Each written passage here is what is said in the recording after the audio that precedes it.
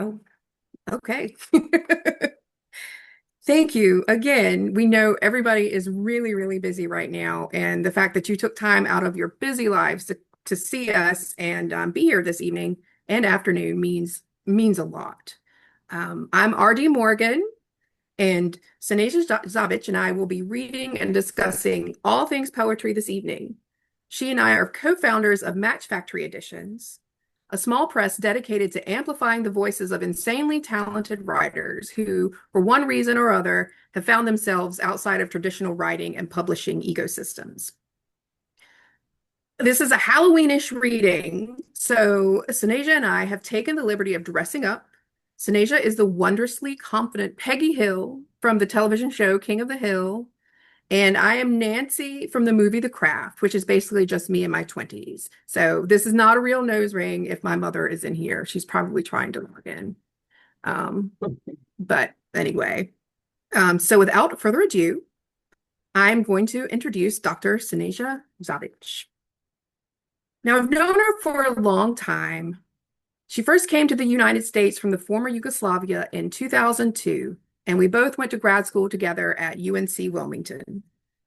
And there are a few of our classmates here tonight, and that's really exciting. Some I haven't seen in, decades to show you how old I am. As you could probably imagine, Snasia had a bit of a culture shock when she moved to North Carolina. She told me that it took her a long time to appreciate the American South and its slow sense of humor, but she finally began to understand it when she started watching King of the Hill. And I thought that was absolutely amazing. And as you can see, she's paying homage to the show tonight. After grad school, Sanasia went on to get her PhD at the University of Illinois at Chicago. And now, in addition to being a co-founder and editor at Match Factory Editions, she teaches at Loyola Chicago, UIC, and the University of Maryland's Global Campus. She's a poet, nonfiction writer, professor, musician, and much, much more. She's written 5 books, and her latest was published this year by Match Factory Editions. It's Concrete is More Beautiful, Disfigured, and Stained. Her work explores the intersection between self and community and what happens when that intersection is raised over by geopolitical violence. In her case, it was the Yugoslav wars. She examines what it means to be a feminist, a refugee, and an immigrant while struggling to maintain a strong sense of personal identity in this ever-shifting landscape.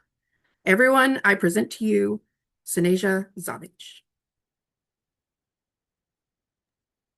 Thank you, Robin. Oh, So I will read some poems from the book for about 12 minutes total, uh, just so you know. And then I'll introduce Robin, and she'll read, and then we'll open it up to a discussion, questions, answers, observations, comments, and so on. And I'm going to open with the poem called Empire. So a lot of these poems are short, and I usually don't really have much to say uh, as an introduction, so I'll just keep going. Empire. There are life forms who slash the cheek of a refugee, lay eggs like lizards, drown in their siestas. Immigrants talk about papers, Dubai, Cambodia, Singapore, migrate pleasure and work. There was that before, and now is that after. The loom industry mines the middle.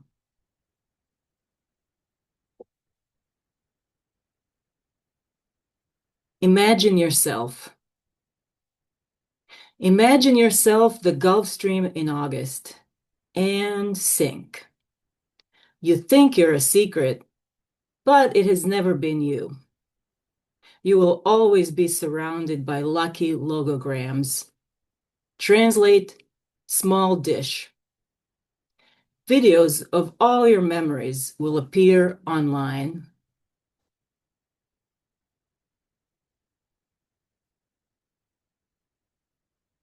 The next noir. Instincts, I say instincts. Dominoes toppling in the DNA spiral. Whose covetous fingers, what ghost tore me apart like a placard confiscated at a rally? I'm learning how muscles contract when danger fills the air to fight back. In the next noir, I'll show off my new skills, blocking even the most devious enemies who speak in saccharine registers to soften me pussycat-like. To learn how not to repeat my last mission that wound up in the abyss, I jumped from the aircraft and nothing. Parachute all tangled on my back, a bundle of silk, refusing to obey the yank of my hand. This next one, I do have to say what the title refers to for those who are not from Chicago. Those from Chicago, if I say two-way, you know what I'm referring to. But if you're not from Chicago, it's a road. Um, it's a road that starts in the east in my neighborhood and goes west through the northwestern suburbs. Uh, and then the rest I'll kind of mention in the poem. I'll discuss. All right, Tui. I walk on a diagonal from Clark to Paulina, snow and gravel under the soles of my black sneakers, oranges, apples, cabbage in a sack slung over my shoulder. We live in a building made of cinder blocks with a facade of ochre brick full of cracks. Tui was a real estate developer, but in Czech, Dohe means desires, longings. At home, I lie down and feel my muscles relax around these bones, under this skin. Who am I to resist sleep when I have nowhere to go, no one else to feed? Every day I walk on the Pratt Pier and watch the downtown skyline cleave itself into the fog and the water. In Tui Park, all that space, where kids play soccer and softball in warmer months on expansive turf now covered with snow, the first two tents side by side, a tiny new community. My body an acid factory, filled with desire to piss on the machinery of capital. I do want to say something a little bit here. Now uh, I'm constantly pissed off, but there are these moments of crisis where uh, I let myself feel hope because there's so much more solidarity, among people, and people are getting organized and passing around zines and uh, whistles, But these issues that we're suffering through now always exist, no matter which administration is in power. So I don't know. I mean, this next poem is called July 2nd, 2019. But so that's when a protest happened. But protests are always around, just not always as massive as they are now, and they should always be massive, no matter who's in power. So July 2nd, 2019. In this city, the shape of a butcher's knife, neighbors still share laundry rooms, cyclists stay in marked lanes. I know about detention centers. I get ice cream and a can of apricot flavor agua con gas for the march where we chant and strike, but not all the time, not all of us. Later, I walk to the lake at sunset. A ragged rainbow above the skyline to the south, a soul lightning bolt on the horizon. Lifeguards gone, only red flags sit at their posts. There are armored vehicles on the streets of the capital, and last Saturday's rat gasped for air in the alley, but it was too late for her. Monarchs on my block are great-grandchildren of larvae that metamorphized in Michoacan in early spring. Who knows how? Who knows how long this city would last?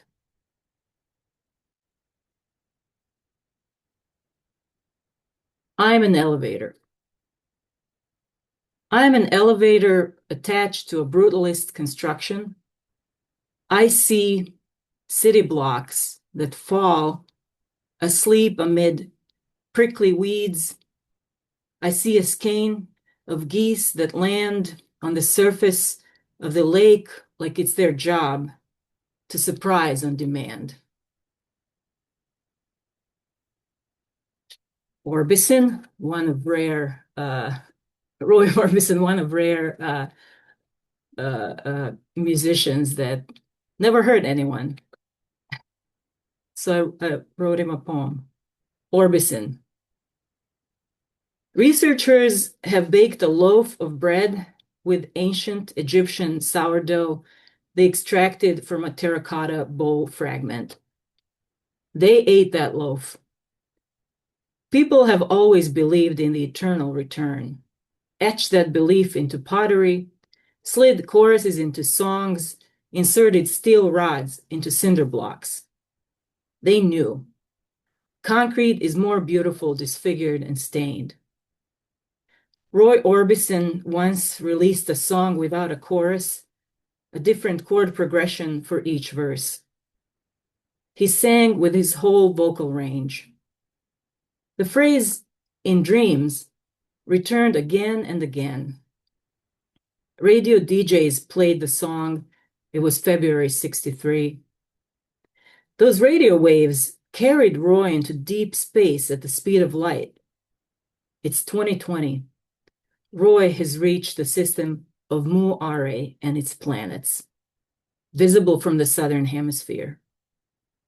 Researchers have detected a rocky planet there that makes a full circle around its sun in 10 Earth days. Write on an empty stomach before sleep, or don't. Everything is all right. I have 3 more in case someone needs to quickly do something before they're back for Robin's part. So I always thought the word, I always saw the word Anthropocene written. I never somehow for a long time heard it said out loud, but I think I've been pronouncing it in my head and out loud wrong. Anthropocene. I think it's supposed to be Anthropocene. The jury's out. I think I'm gonna. I think I'm just gonna keep saying it Anthropocene. So here we go. Maybe this is the last time I'll mispronounce it. So let's bury Anthropocene. My Anthropocene. I'm a lowercase me in the chilly breeze. Strung out folks, wait, wait, wait. I walk in my ballet flats, pencil skirt, boat neck sweater. Stop at the green light. Why won't she go? Why this instant tension at the X? Sprinkle my inquiry, shake the space station, pet Mayakovsky's cat under the traffic light that only shows 3 phases of the moon. I will live your futurism if you will live mine. I see wet cement and imagine softly imprinting my naked back in that porridge of silicates and oxides, one vertebra at a time. That's how I'll leave my fossil trace no paleontologist will ever need.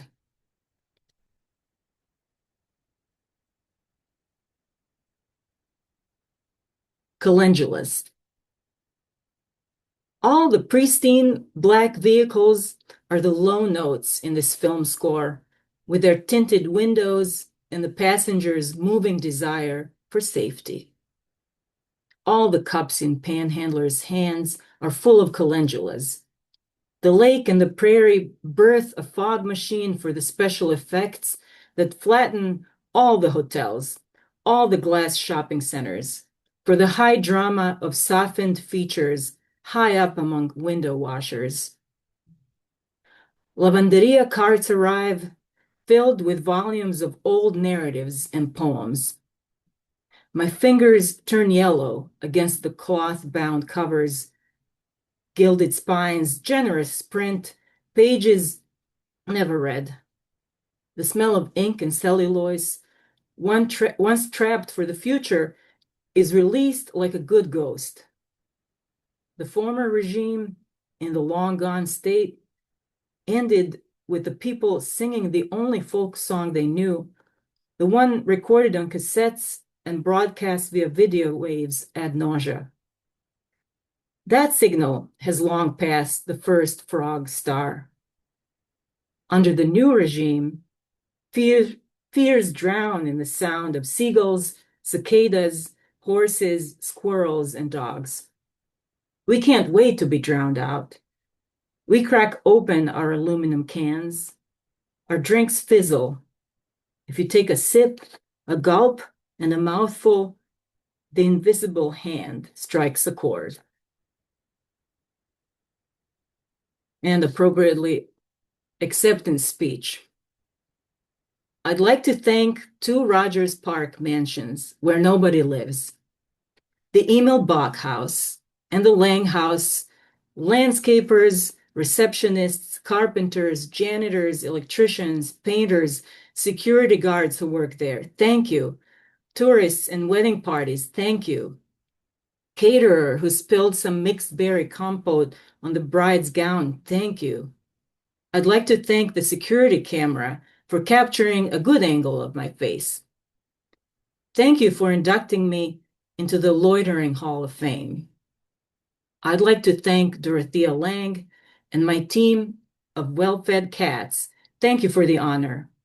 I've only just begun. All right. Thank you for all the little chats that I caught with the at the corner of my eye. Um, and Thank you, Corey. Sneza. This was really, really wonderful. Thank you so much. Well, speaking of wonderful, so as Robin said, we met in grad school, circa 2002. Um, do the math, you might wonder how come we still look this youthful, but we've had some work done. We were in our 20s then, and how I remember it is that we bonded over being leftist feminist poets in the surrounding, not that we were the only ones that kind of saw ourselves and hopefully acted that way, but just the overall vibe was that poets should be apolitical, and we just didn't agree with that. And I don't even want to think about what they thought women poets should be, but whatever they thought, we were not that.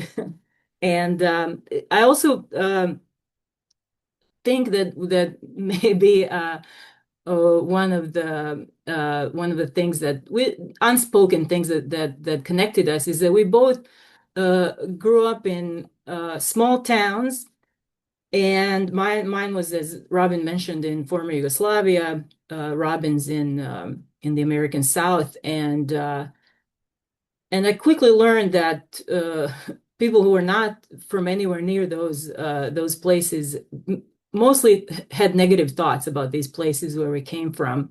Um, but nothing is ever that simple. And Robin's poetry certainly isn't. Her collection is complex in a way that will reward you by inviting you in each and every time, and each time you come back to it, you'll be struck by its power and originality. I actually don't have a copy to hold up because I've given away all the copies that I had or left them in bookstores and stuff, so I need to order more. The title, Meditations on the Possibility of Romantic Love in the South Between Eras of Nuclear Weapons Proliferation, is a reference to Ross McElwey's 1986 documentary, Sherman's March, and that was the subtitle of that documentary. The title is mostly tongue-in-cheek, and plenty of humor and irony glints through the debris of broken relationships, dead-end jobs, budget cards, and lost homes. And I'm just going to read the list of things that the book summons, people and things, figures, as I like to call them: Zora Neale Hurston, James Joyce, Erica Jong, Axl Rose, jellyfish, alligators, pelicans, clams, and Okavango lions. We'll see which ones make an appearance in the selection that Robin will read us.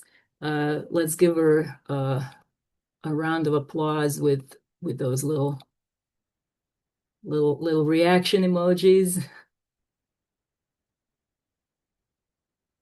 I love them. Thank you so much for that lovely, lovely introduction. Um, since it is, hold on, let me see. Okay. Since it's almost Halloween, I kind of chose some, I don't really have like spooky poems, but these these tend to instill dread upon people. So that's kind of what I chose. So this first one was inspired by the end of Friday the 13th and the movie, and then the video game Silent Hill 2. And it's called Relax. You chose to be a man today. You can't find your map. You search for a child who purposely drops keys. You're late. You're always late. Now you can only hear the creatures as they come for you. You're worried about the child. The next time you see her, she's in a bowling alley eating pizza. The child, a survivor. You end up where you started, and then you're paddling a boat. The paddles splinter in your hands. You don't know what you want. You see light near the end of a dock, and you hear scratching under the boat. You think it's the child or the river, so you lean over.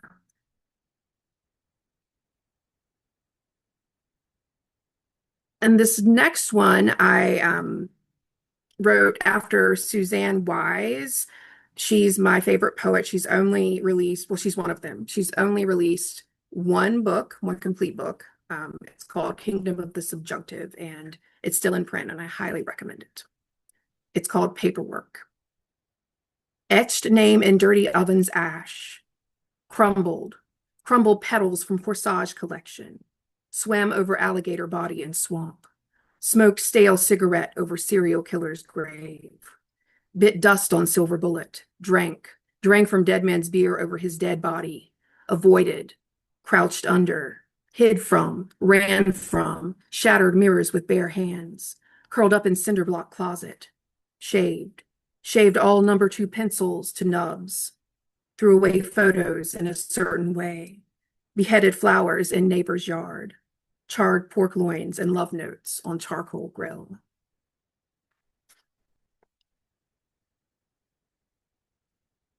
And this one is my version of a scary story that's been told for a long time, and it's called The Ribbon.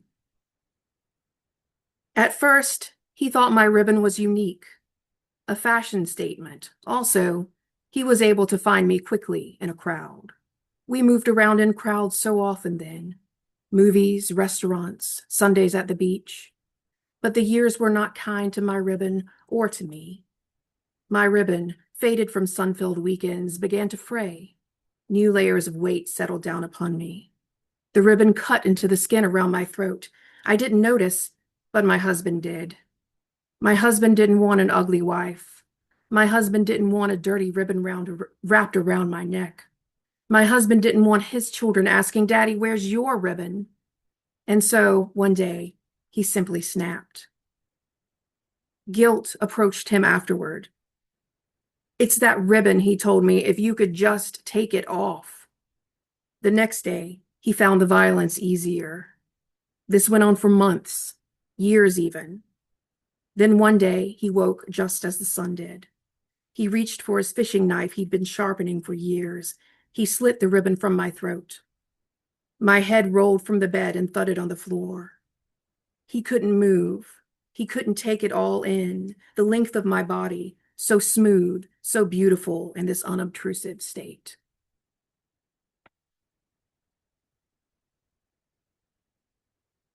This one is called I'm Leaving You. The crack in me, the switchblade in a darkened alley me, the Stravinsky production in a back pocket me, the jagged bolt of lightning through the window me, the starving junkyard dog me, the click of a padlock on the heavy chifforobe me, the naked power line spitting fire on the asphalt me, the lifeless form in the graveyard lurching closer. I took that from like one of the first scenes in Night of the Living Dead. That's one of my it's one of the scariest scary movie parts I've ever seen where Barbara gets attacked by the man that they think is a real man, but it's really a zombie. But I digress. Um, this one is called We Need You. We need you to focus. We need you to understand you're on your own. Remember, the old man in this cafe never touched your cheek or asked how you were doing. The cook on duty never cared about your allergy to eggs. Sit down and take a look at the lot of us, chess pieces lining up at the lunch counter. We're unraveling the hems of our skirts and pants with forks and fingernails. We're quite mundane, harmless as that glass of water in your hand. We're knitting a net with our torn threads. And this one is a new one. It's about Halloween. Well, it has Halloween in it. And I dedicate it to Kelly Hutchison. She was one of our she went to grad school with us and she is no longer here. Fire walking. I tipped over into the street. You fell right alongside me to make me feel a little less lonely, and it worked. We stayed there on the pavement, eyes glued to the dark Carolina sky, and couldn't stop laughing. It was Halloween. I was dressed as an 80s businesswoman, but you were Laura Palmer, resplendent with plastic wrap and locket, twirling and sparkling under the piano bar's cheap chandeliers. I see you everywhere I travel, fighting sleep in the back of an airplane, reading magazines on the L train, ignoring the driver's glare on the city bus. We'd smoke cigarettes in your apartment over poetry, wine, and portobello mushrooms as the drawbridge raised and lowered itself in the distance. Remember your neighbor? She thought she could control the weather with plastic hairbrushes from the downtown pharmacy. She thought she was Jesus. We'd curl into your bed between mounds of clean clothes, silent as church mice so she wouldn't flood the apartment with talk of old souls under her floorboards or magic trees outside her window. The last time we spoke, you begged me to visit. You were living in Phoenix then, and you'd stopped writing poetry. I can't forget the last thing you told me, how you sat at a bar, terribly and achingly alone, while your fellow social workers made small talk around you. When we die, do we leave the earth with the Chinese lanterns released at our memorials? Or will we, can we, last only as long as our elegies?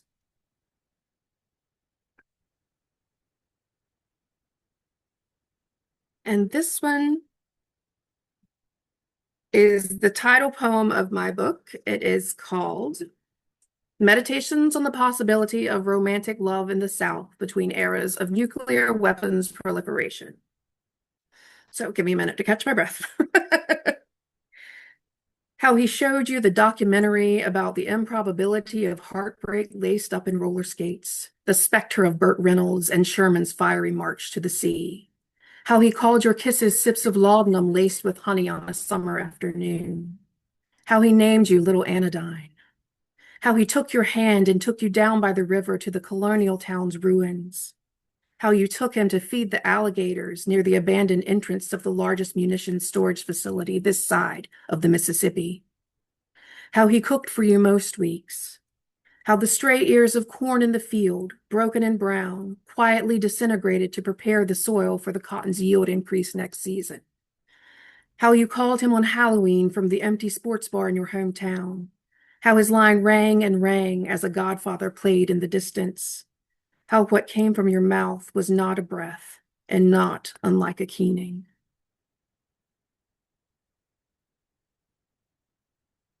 And this one's not really dready. Um, it's just kind of fall-y. Makes you think about leaves crunching. It's called I Want You. The Elks and their fish fries. There's always a fish fry come this time of year. The Elks and their kin continue to dwindle, membership slowly spiraling toward ground level like silver maple seeds in late spring. Everyone just being so busy. In its previous life, my apartment was an Elks Lodge, and when the wind catches the chimney flue just so, I hear the tap of an empty beer can on the table, the shuffling of bingo cards. But now my apartment is evolving as I am, one carefully ironed pillow sham at a time. And I am wanting this. I'm wanting this like I want brightly colored cocktails at sunset or the last ice cream sandwich in the vendor's cooler.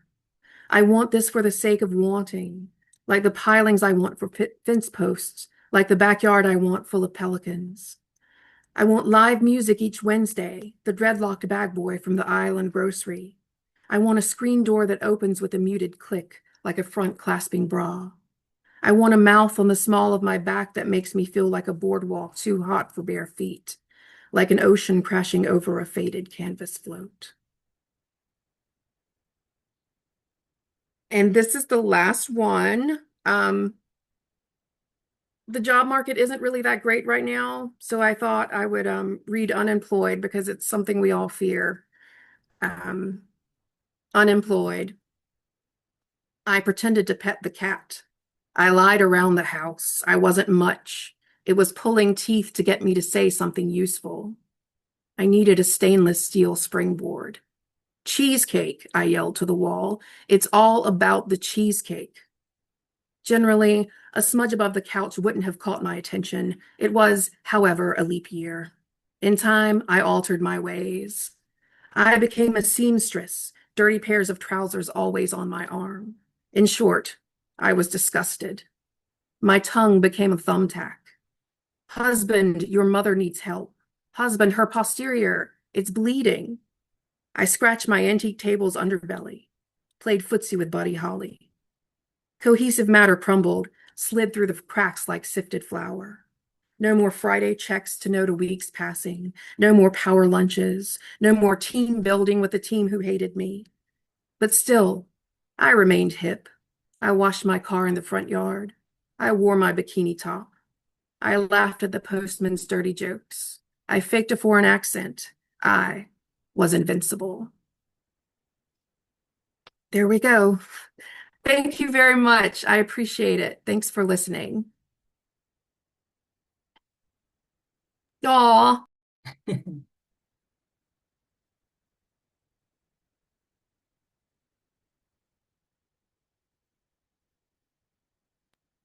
Okay, Exhilarating. That's my word for I love it. my one word for your I poet. love everybody together. We should do this all the time. My cat is jealous of the attention I'm paying to the screen.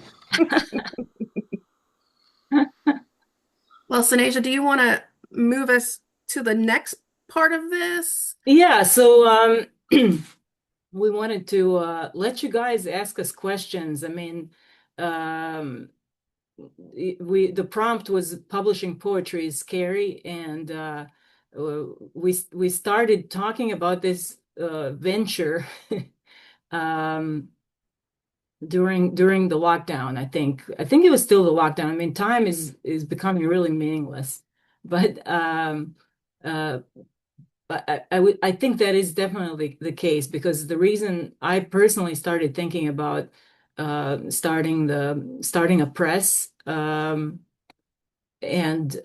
telling Robin about those half-baked ideas back in the day was right before somewhere like 2018, 2019 into 2020, a bunch of us in Chicago started getting together and um, swapping manuscripts that were in progress and what I was reading was so great and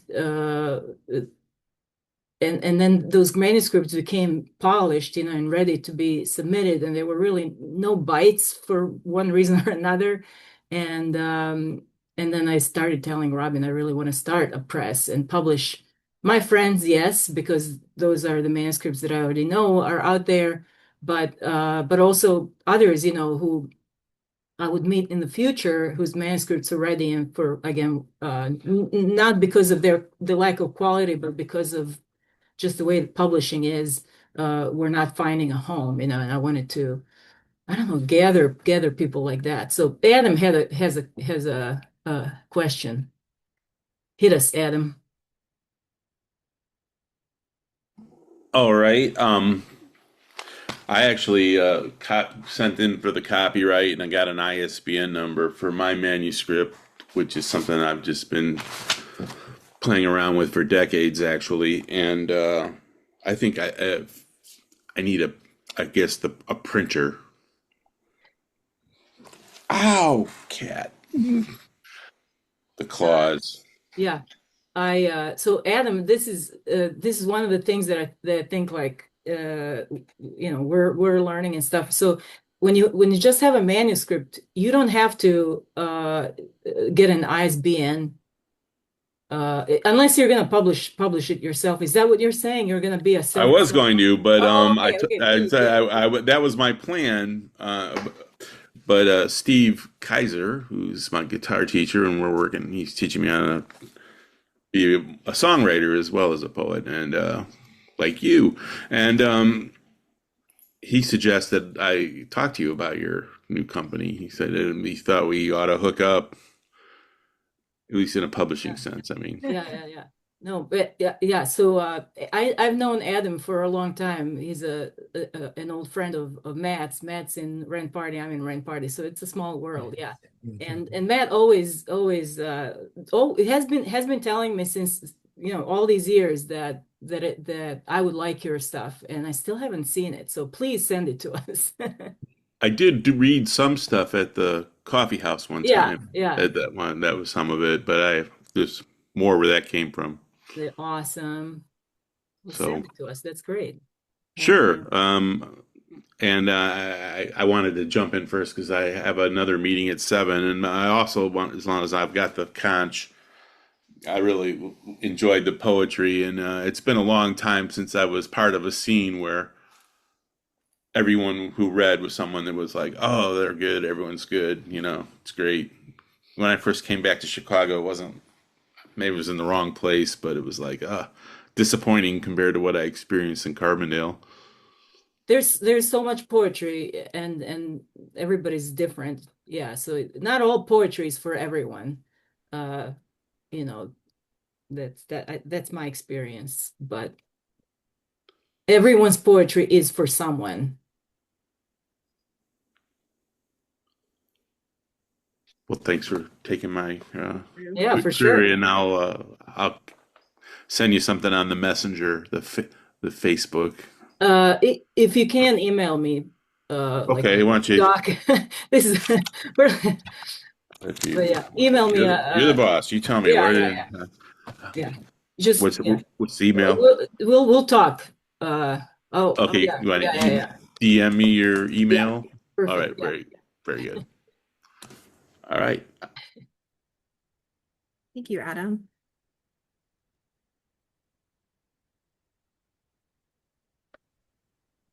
Just unmute Well, me. Hi, You- you excuse are- me. you This are- is Karen, as you can see, with my father. And, hello. and I was on TUI. Well, I wasn't. I was on Howard, but I wanted to say I was on TUI.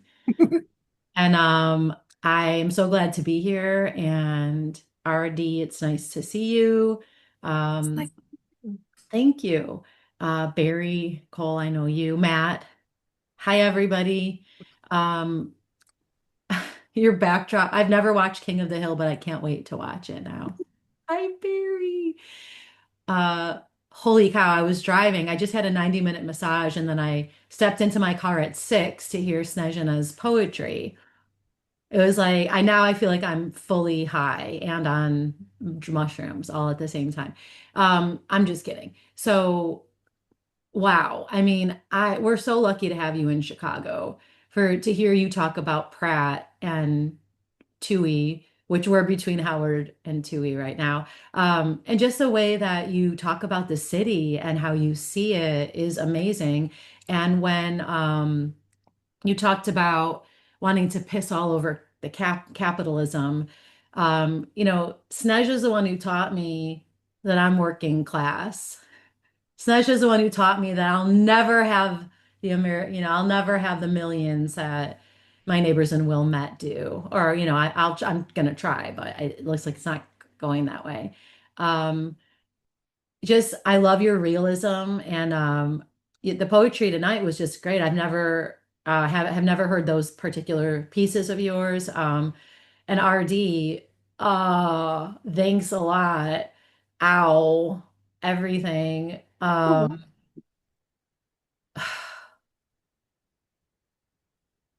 You just like climbed right into my heart and that just like a Halloween movie and then burst out of it. Kind of like even just the way you described that Walking Dead scene. Like I've never watched that. Or Day of Oh, the Dead, Shaun of the Dead. What did you say? I'm sorry. Night of the Living Dead. Night of the Yeah. Living Dead. I know it was one of the deads.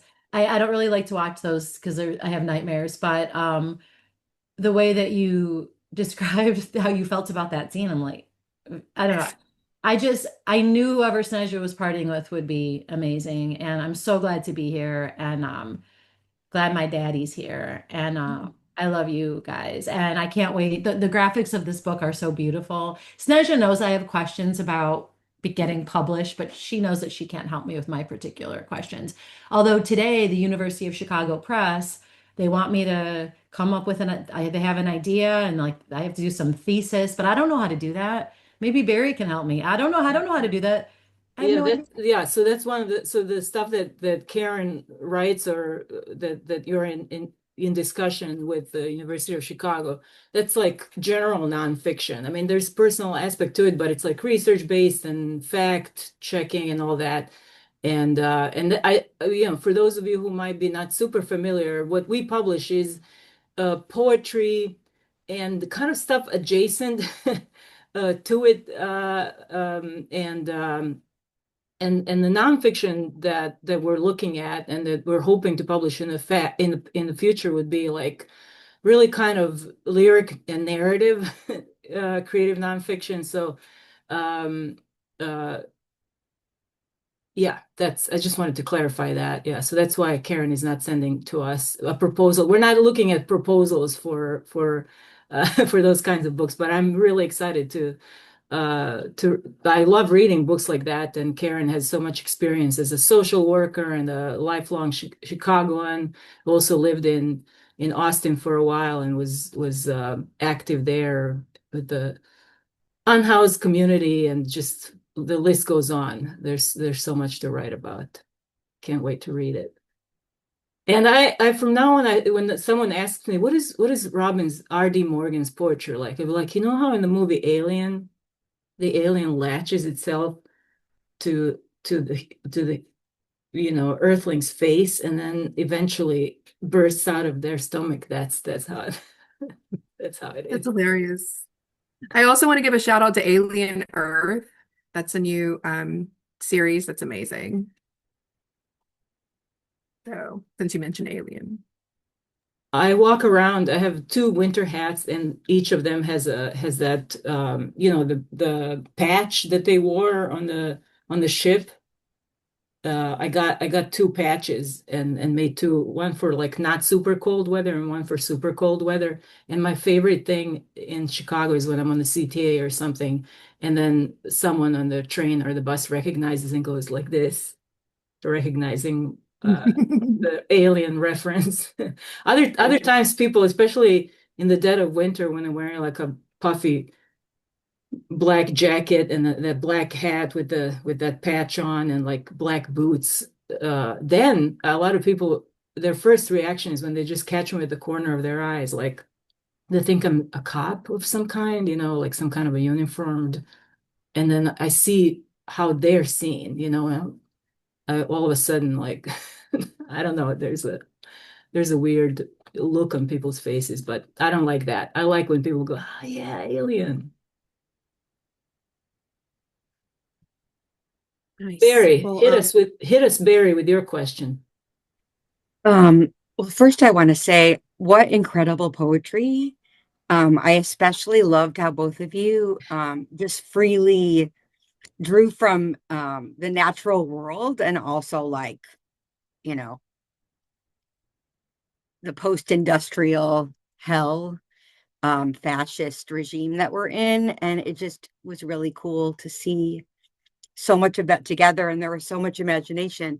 My question is, I saw online maybe that you went to the AWP conference, and I'm just wondering how was that? Because I only went once, and I really I had a hard time there. It was a long time ago, but I'm just wondering what was it like to be a small press from Chicago there? Robin, you want to take that? oh, sure, sure. It was it was very it was a little overwhelming, but we had a great time. We met so many people, and we're actually going to table next year with a press that we met while we were there. So we got some good friends out of it. Not many sales, but that's to be expected. It's I've been to AWP as a visitor, and it's a lot different. So I didn't get to go to any. We didn't get to go to any of the panels, but I mean that's the nature of the beast. But it was really nice to talk with a lot of people about poetry and solidarity. Thank you so much. Yeah, I'm thinking of going, and I haven't been able to decide. So now it's like a Right. vote towards yes. So thank you so much for Yeah, answering. and I think Baltimore is a great poetry town. I mean, and you're a playwright and a poet, Barry, and kind of recently jumping into the poetry waters. But it's a great town for that and activism. I mean, um, of all the cities, that erupted in a positive way during the kind of the most active era of the Black Lives Matter uh, protests, between like what it was like 2016 through 2020 or so.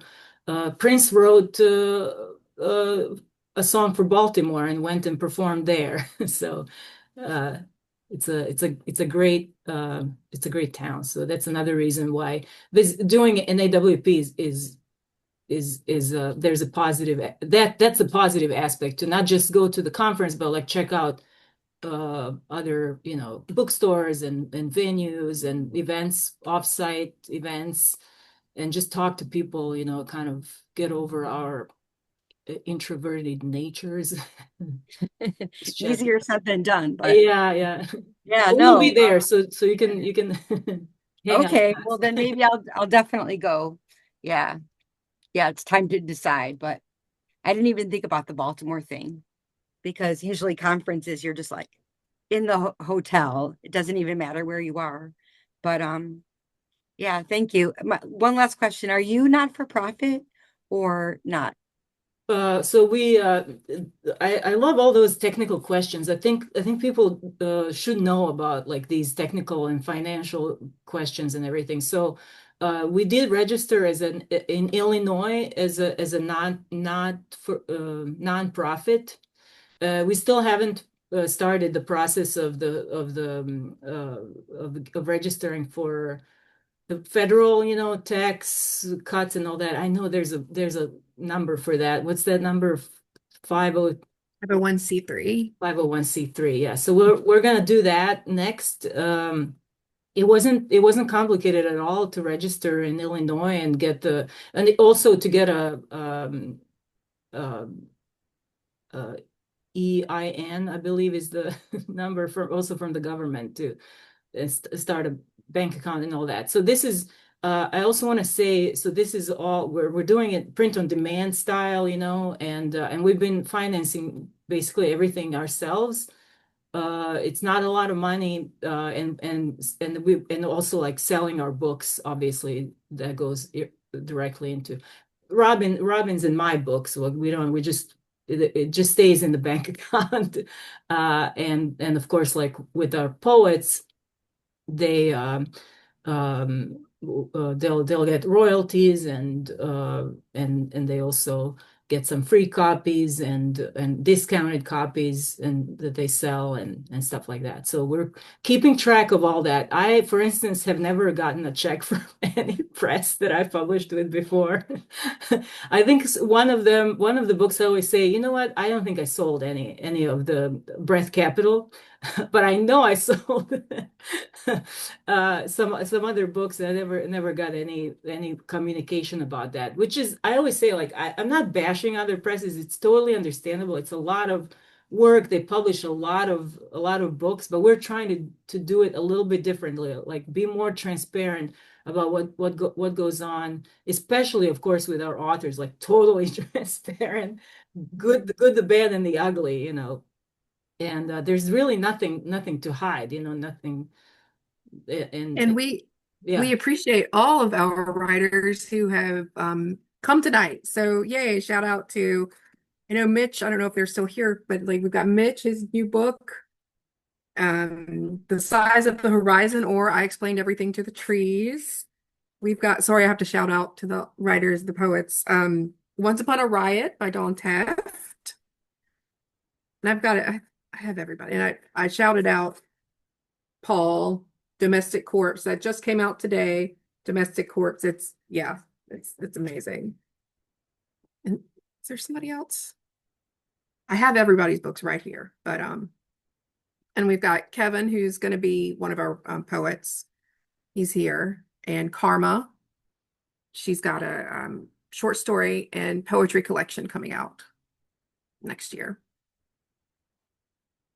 So we're excited to let them know all about what's going on, et cetera, et cetera. I have to, one thing I noticed, now I'm like going into some personal stuff, but I noticed right around, like, since the beginning of this year, I've been sleeping soundly. And in the previous year, 2024 especially, I kind of had trouble like sleeping soundly. And I'm realizing it was because I was stressed out about whether we're gonna pull this off. I don't think I even Oh, told Robin this, but I realized I think that's what it is. And then when I saw that we were pulling this off, and now like 6 books are out, and we're doing events and readings, and we're doing little things that we can. Now I'm like, I'm fine. I can pass out in the evening and wake up rested in the morning, whatever else is going on.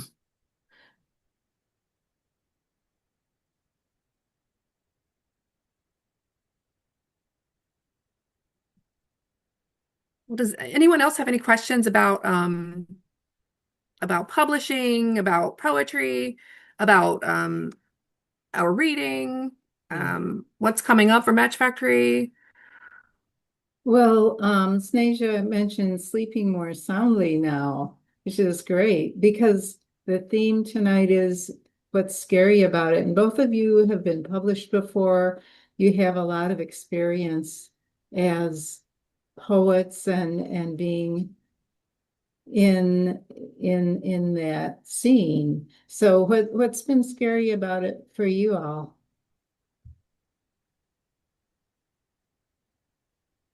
So I already said the main thing was just like, are we going to pull this off or not? And especially once we started talking to other poets, are we going to be able to, what is this business going to throw our way that there'll be?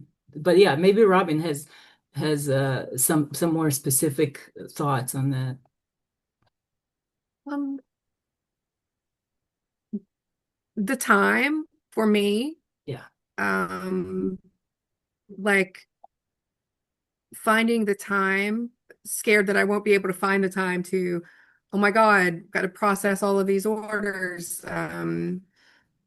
But I just make it, and that's, I mean, I knew we were going to do it. So that wasn't scary for me, but just doing it. That's No, with yeah, I finding mean, the time. same thing. Yeah, I wasn't scared of like our abilities, and I figured, I mean, I already knew the manuscripts were amazing, and that's all the exciting part. But yeah, like, I have three jobs, and Robin has one job and one child, which is like five jobs. And so that's yeah, mainly has to do with that. Like, someone in the chat asked about an open submission period, and yeah, Joseph, and, and so this is also something that we're trying to do, like plan this open reading period uh, in a way that will not let people who submit their stuff down. We want to make sure we have time to read everybody's manuscripts and get back to them in a timely manner, which is so we really are constantly talking about it, how we're going to do it, when we're going to do it, and all the details. I don't know, maybe this is irresponsible of me, but I've been telling people who have been attending these kinds of events, like our readings and this Zoom reading, just if you like what you're hearing and reading, get in touch, hit us up, send us a manuscript, like, don't be shy. But we don't have an open reading period yet. Is that crazy of me? I don't think so. That's uh yeah, Margaret has a question. Go ahead, Margaret. Unmute yourself. Margaret. Hi, RD. RD and I are coworkers together, Yes. so I'm very excited to hear her poetry for the first time. And to you, I don't know, it's Sneza. I don't know how to pronounce your name. I'm so sorry, but you both had amazing Asia rhymes with poetry. Asia. Okay, Sneza. Rhymes with Asia.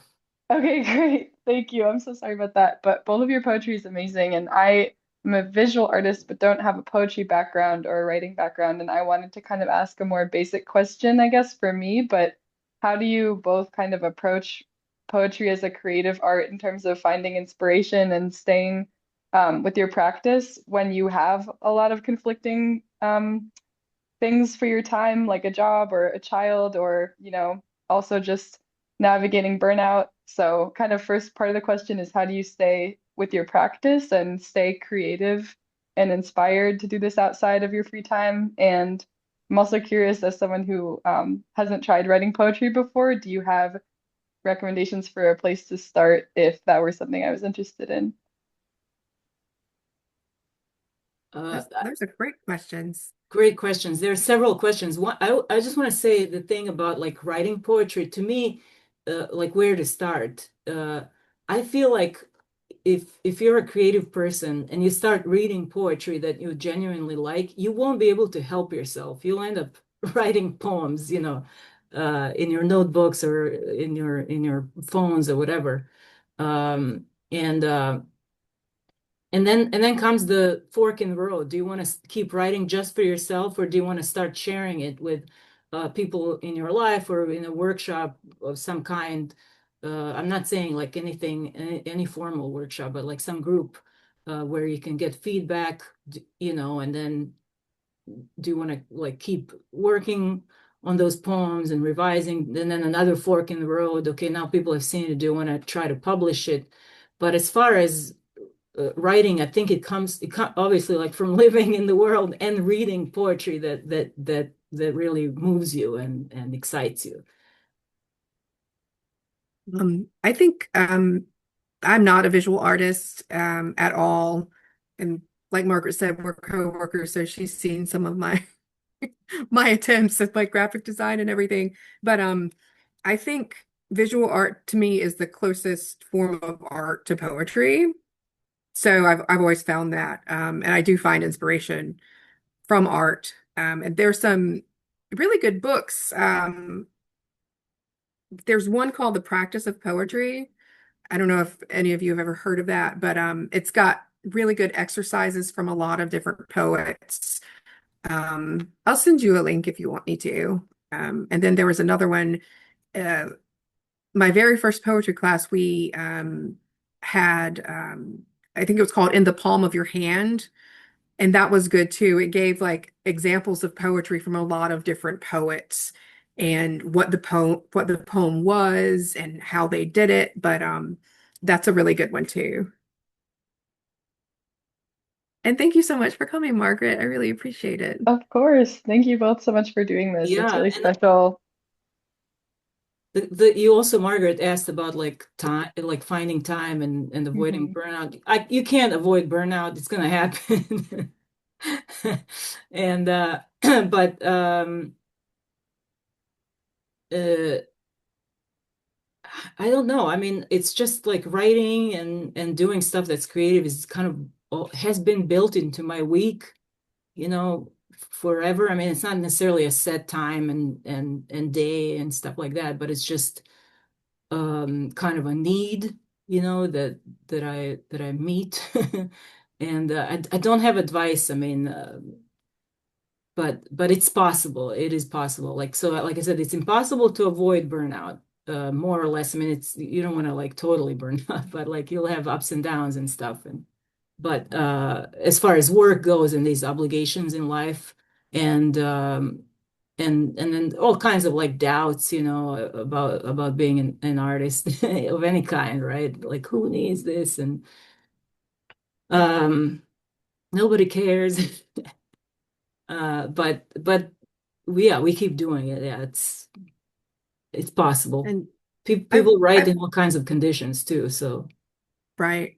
Yeah, I always think about, the women who in the 1800s they had 17 children and then they like wrote at night after everybody was asleep. And so I feel like I have a lot of time when I think of them, but accountability partners are really good too. I've got a lot of poet friends like Sineja and Emma Bolden and my poetry group, we who are here. Thank you so much for coming. The Chapbook Collective, that's what we call ourselves.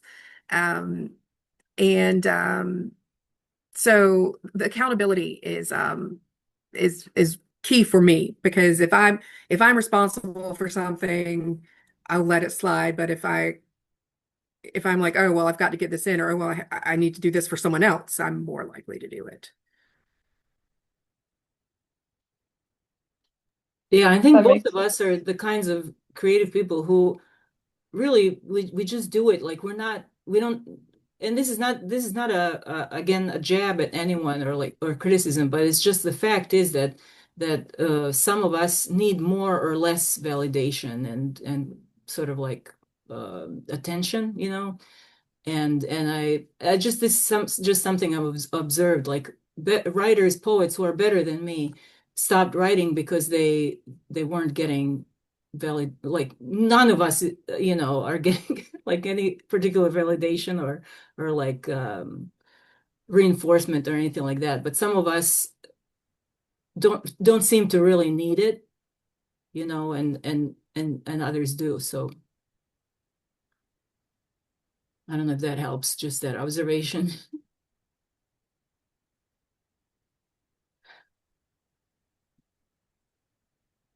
On the contrary, like some of us have been discouraged in one way or another and still didn't work.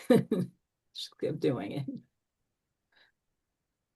I feel like it's always a hard transition from like since you both met in grad school and you were doing poetry there, and I also had done art when I was an undergrad, and I feel like the transition from that where you have so many professors and people reviewing your work all the time and then continuing the momentum after leaving that setting, I feel like that came up for me when you were talking about validation and going forward, even when no one's commenting on your work. And I think it's really cool that you both had this event for that reason. And yeah, I'm reading it, so I'm very excited to hear all of the words that you write.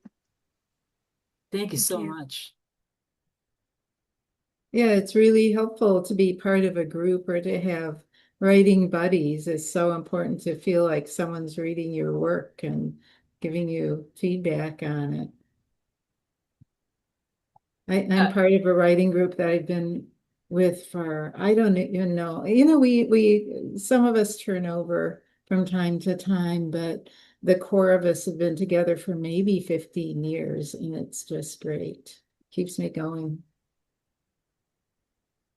think it also helps to remember from time to time in between the, oh my God, I'm tired of, you know, shortlisting for major awards and then crickets or whatever, all the things, to remember on a nice morning that happens to be a quiet bubble in this world of noise, and some words come to you, and it's like, this is my joy, this feeds me. It balances all that. Oh yeah, I woke up and it was a nice morning, and there are 5 rejections in my email. Yay! So we have to remember, occasionally touch the why we do it for our, I don't know, soul, spirit, whatever. And that, well, there are many people who don't like our work. There are people who we love and are loved by that we find through our work. On the human dimension, that's wealth. So that's me being an old with opinions.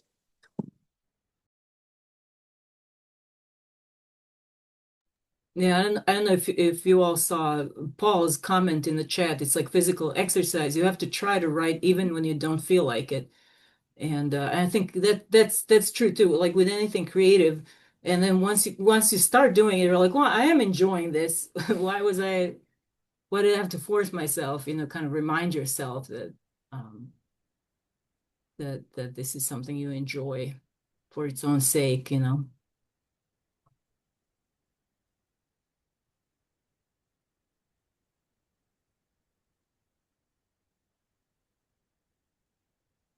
That is true, Allie. Allie says that everyone talks about writing as a solitary activity, but I don't think I've ever been more social than being part of writing communities. And I will say it's sometimes it's tough to find your writing community. Um, but and a community can be two people. Um, I but like to write it alone, helps. preferably in all black, just in a corner somewhere by myself. But then you share it with The someone. more elusive, the better. I think it's with a little bit of disdain. Um, You're talking about me in my 20s, Nick. under a house like a wounded dog. Um, uh, there is the nice part about writing is that there is a craft and a form and an approach to it that you can actually study and master, or just try your hand at it and then see if you like it, and if you don't, you kind of move on, and at some point you just accept that the validation, the outside validation, it's not coming necessarily, which is kind of like, which is disappointing, but also it's like the smallest injustice in the world. I think somebody wrote a letter to Werner Herzog, kind of complaining that they can't be the artist that they wanted to be, and he's kind of like, stop complaining. Like, if you're an artist, go make art. And you have to climb Cringe Mountain, which means that you have to be bad at it for a while, and you have to accept that I'm just going to be bad at this. I've been learning piano for the last couple of years, and I played in a recital with children, literal 6, 7-year-old children, and they were amazing, and clearly just studied every day, and probably just had a basic understanding of it that will likely surpass any plateau that I can reach with the art form. But I think it's just like, it's there to learn, and at some point the craft takes over, and you can start going into some interesting directions that you really appreciate, and that people you usually can't help but notice, from my experience. If you start leaning more into the craft of it and less of the expectations or outcomes. Outcomes is the biggest enemy, because you're like, oh, I want it to be this thing, and it's like, well, that's not how you do it. You gotta let it be what it's gonna be first, and then kind of build to that. You need to write a book on craft, Nico, with all that wisdom you're spitting right there. No, thank you. Seriously. I'd rather write a song about befriending birds.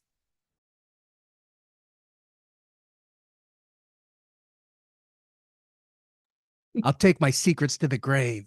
How Or to walk befriend into a room and say, "Write me this pen." How to Befriend Birds, The Secret Craft of Nico Garcia. I hope you like sleeping on couches. I think also this is something that like I brought up with my creative nonfiction students, like literary, whatever, narrative, lyric, creative nonfiction students that I'm teaching this year. It just came up in the textbook that I'm using, which is that and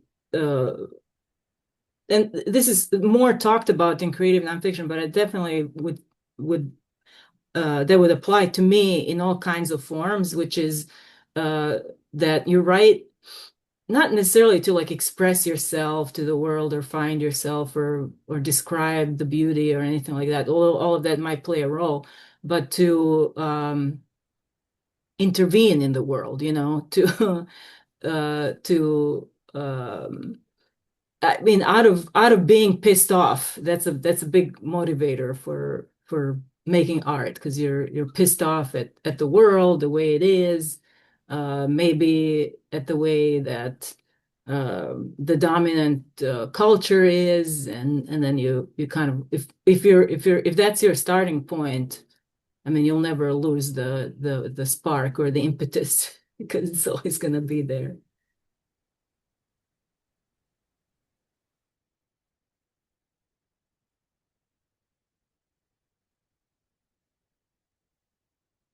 Okay, well, Yeah, I people think are everybody's leaving, so that is a good stopping point. Thank you all again.